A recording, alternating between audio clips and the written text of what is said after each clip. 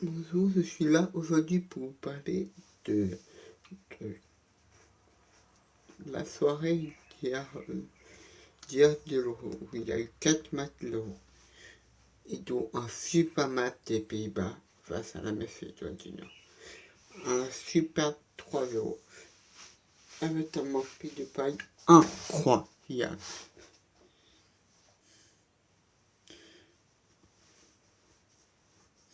La fini un but après une belle combinaison avec Malane. Il s'est ensuite transformé en passeur pour Wijnaldum avec un but à caviar. Et il a fait une frappe qui a failli faire mousse, mais qui a été repoussée par le gardien dans le pied de Wijnaldum.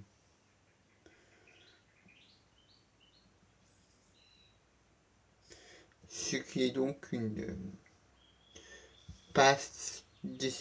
seconde passe décisive de paille pour Wijnaldum. Il a franchement fait un très bon match. Il a été remplacé à la 66e par Woodward, qui a touché la barre transversale juste après son entrée en jeu. Donc très très bon match de Memphis Depay.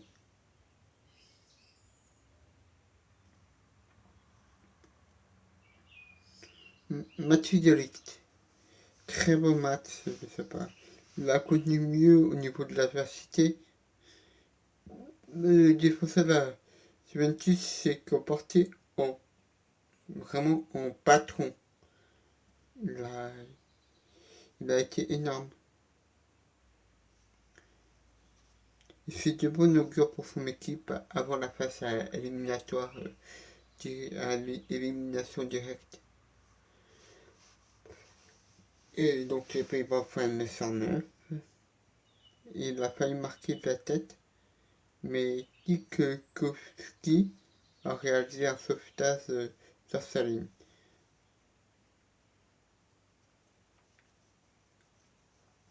Autre joueur qui a vraiment fait un bon match, c'est pratiquement tout le temps, il fait des bons matchs, Frenkie de Jong.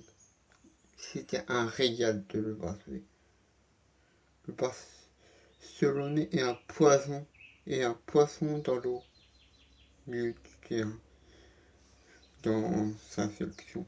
Ses combinaisons avec Wijnaldum et avec Depay font des ravages. Il y a eu plusieurs situations dangereuses hier. Initiées par le maître à venir, il y a eu plusieurs situations dangereuses hier qui ont été initiées par De Jong. Il a été remplacé à la 79e par Cody Gakpo. Et maintenant, je vais parler d'un autre joueur vraiment énorme, d'un futur parisien. Je veux bien sûr parler de Jorginho Wijnaldum qui a encore fait un meilleur match énorme. C'était vraiment un prétendant au titre du match. Mais Depay a été élu homme du match, mais Wijnaldum ne te rien. Wijnaldum a encore signé un doublé.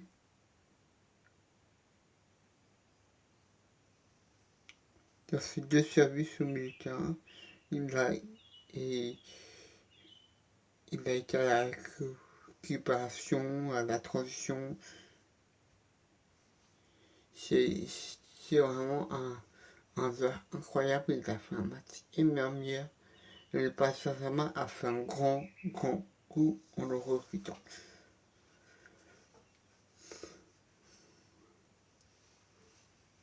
Il a fait un match vraiment énorme hier.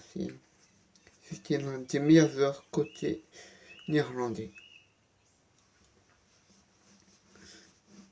et Daniel Mayem. Il a justifié la confiance accordée par Franck Debourg. Que a accordé Franck Debourg. Dès l'entrée de jeu, il a posé des problèmes à la défense macédonienne. Et c'est lui qui a servi parfaitement, mais vraiment parfaitement de paille sur son but pour le 1-0.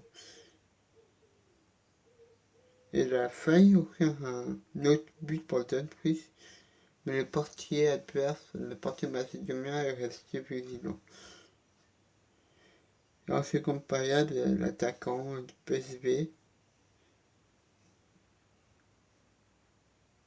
aurait pu être décisif pour des pailles, mais Wijnaldum a contré. Franchement, ça a fait un très bon match. Mais les Macédoniens n'ont pas mérité, ou n'ont pas démérité. Parce que même s'ils ont eu 0 points, ils ont fait un pour l'Euro, c'est juste que voilà, ils n'ont pas une bonne, très bonne. C'était l'équipe qui avait le moins d'expérience dans cet Euro, mais ils ont quand même fait un bon Euro. Et hier, il y a franchement des joueurs qui ont bien joué, comme le gardien Dimitri Veski.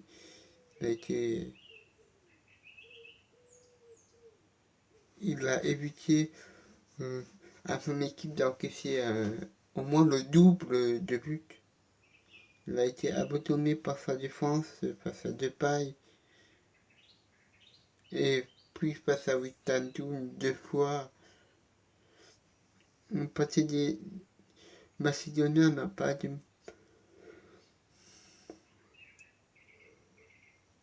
Il n'a pas mérité dans ce match et il a fait 2 gros arrêts devant Dumfries et devant Depay.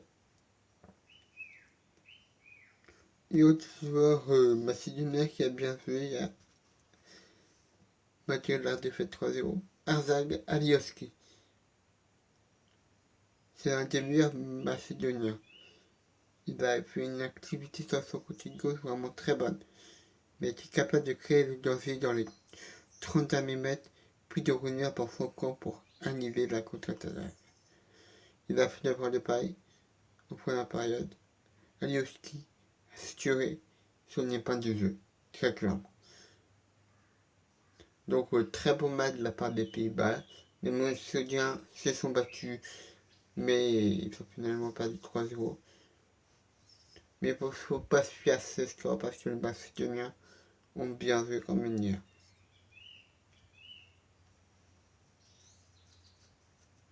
Maintenant, je vais vous parler d'un autre match. Je vais vous parler de Belgique-Finlande. Victoire 2-0 de la Belgique. Donc, victoire 2-0 de la Belgique. Et l'un du match, c'est Kevin De Bruyne. Il a d'abord fait une entrée vraiment décisive face au Danemark. Et le milieu de terrain, la Belgique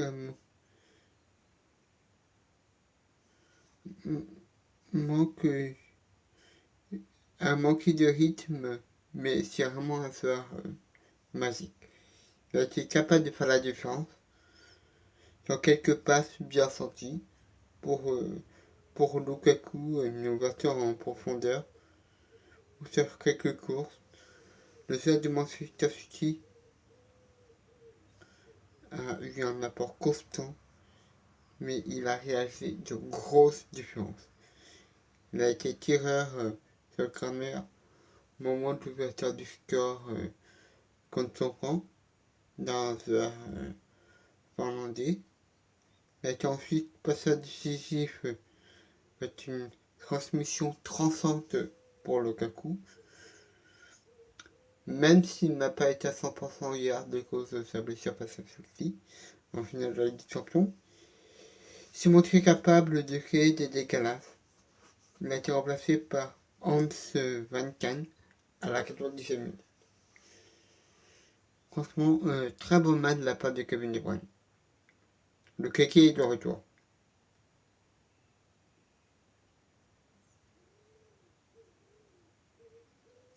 Maintenant, Romelu Lukaku. Très bon match de sa part. Il a été maintenu dans le 11 du départ malgré le tournoyeur effectué par Pato Martinez. L'attaquant de la Belgique avait probablement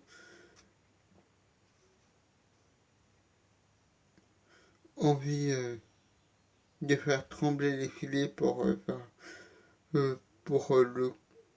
coup à fond pour rester dans le coup à fond dans le titre de meilleur buteur de la compétition où il est éco avec Ronaldo, avec Giorgino Wijnaldum, il a fait Patrick Schick avec 3 buts.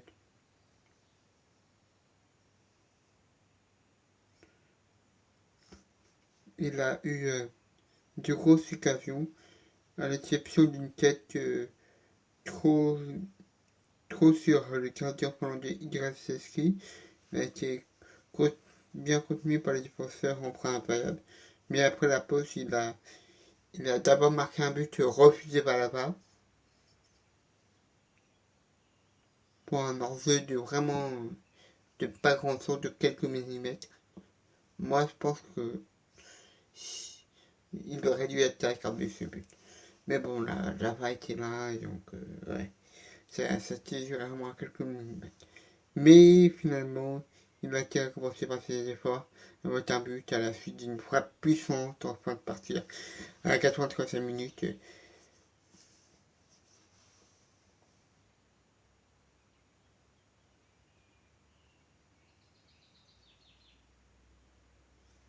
Et Eden Hazard. Il a été de retour comme titulaire à la place de Yannick Carrasco. Le capitaine de la Belgique a confirmé ses difficultés qu'il a avec le Real, sa force physique.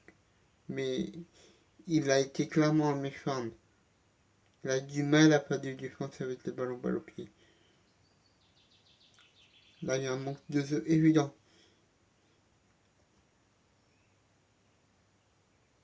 Il a été brouillon dans la zone de pété. Il a eu 2 frappes repoussées, mais match vraiment pas, pas bon de Eden Hazard.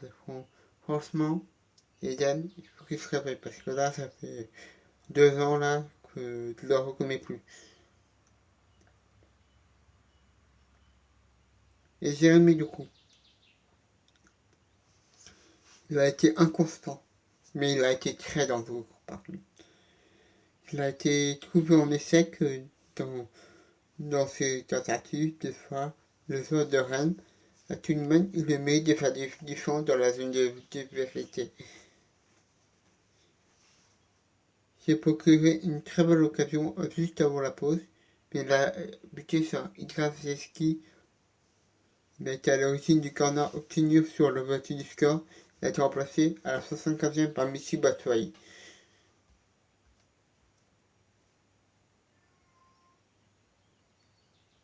La phalange a très clairement craqué. Et il y a quelques joueurs finlandais qui sont bien joués, en témoigne Lukas Igrazeski, c'est le gardien. Il a été décisif pour ce pays contre le Danemark déjà. Et le gardien de la Finlandais a encore été bon ce lundi. Il a été irréprochable dans ses interventions. L'image d'une tête de Lukaku qui a été bien captée par le gardien. Et il a surtout sorti le grand jeu sur une belle frappe de Jeremy Doku juste avant la pause. En seconde période, sa présence a été encore assurante sur 2 interventions. Malheureusement, il a été coupable sur la voiture du score en voyant dans sa cage une tête de Vermaelen qui avait trouvé le poteau. Il a la foulée, n'a rien pu faire, c'est le but de Lukaku. Donc, bon match des Belges qui ont fait un 9 sur 9, tout comme les Pays-Bas et tout comme l'Italie. Les Finlandais ont tenu le soc un peu. Mais à la fin du match, ils se sont un peu... Voilà. Ils se sont un peu perdus. Maintenant, je vais vous parler d'un autre match, Belgique-Russie. Belgique, Danemark-Russie. Où les Danois ont vraiment écrasé les Russes 4-1. Franchement, là, les Danois, ils ont frappé un grand coup. Ils se sont qualifiés après 2 défaites. Franchement, et c'est bien que les Danois se soient qualifiés. Comme ça rendra hommage à un super joueur qui est Christian Eriksen. Christian, on pense encore à toi. Pense à toi, Christian.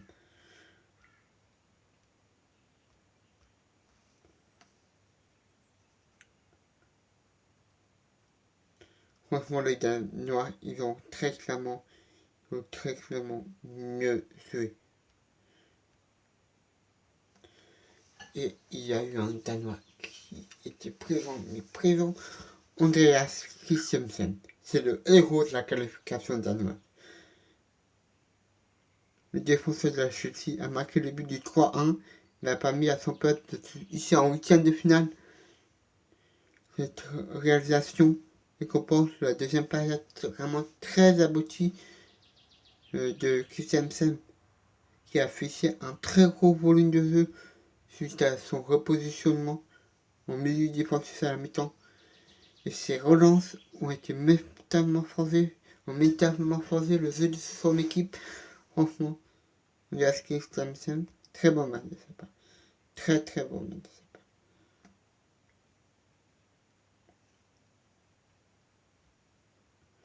Et Pierre-Emile Hesberg, aussi très bon match de sa part. Il a failli, il a eu un tir qui est passé vraiment, qui n'est pas passé loin de Famous. Le Mexicain a mis énormément d'énergie dans son match pour tenter de réveiller les Danois qui étaient longtemps amorphes. Il a été généreux jusqu'au bout. Il sort Damsberg sur le premier but et il lance Mellen sur le dernier.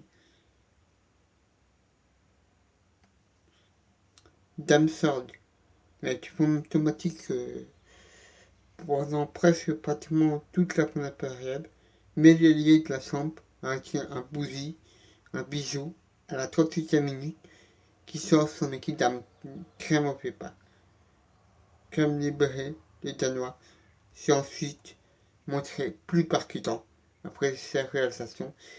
Il a été remplacé à la 70e minute par Christian Nordam, qui a été non noté.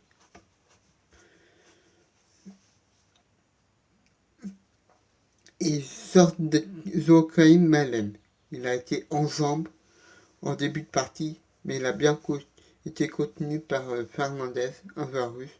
Le patron Gauss a de nouveau lassé les cheveux jusqu'à la demi-heure en multipliant les projections.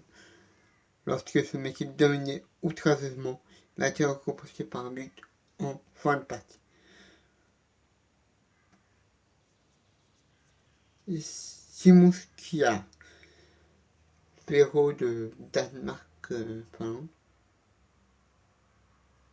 le défenseur central du Milan AC a parfois souffert dans les duels, mais il a serré les dents.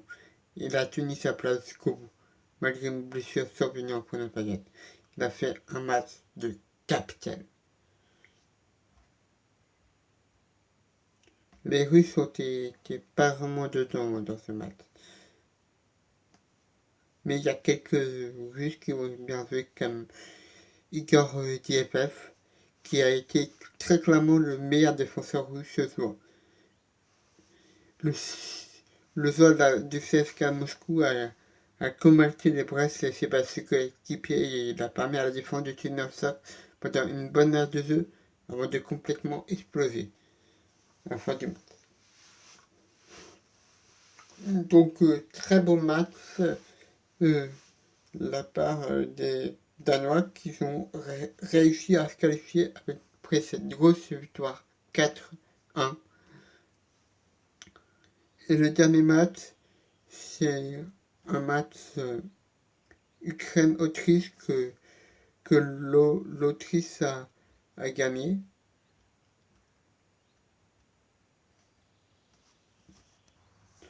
C'est un but de Baumgartner euh, qui a, qui a fait un bon match et ça n'a pas déçu juste David à la balle. Donc les Autrichiens avec cette victoire, ils ont réussi à se qualifier aux côtés des Néerlandais. Voilà, c'est tout. Voilà, et voilà, c'est bien de la part des Autrichiens. Bon, allez, je vous laisse, c'est encore une superbe journée de foot. Après, avec de beaux matchs. Et j'espère qu'on va vivre, que cet euro va continuer comme ça, qu'on va continuer à kiffer. Allez, salut!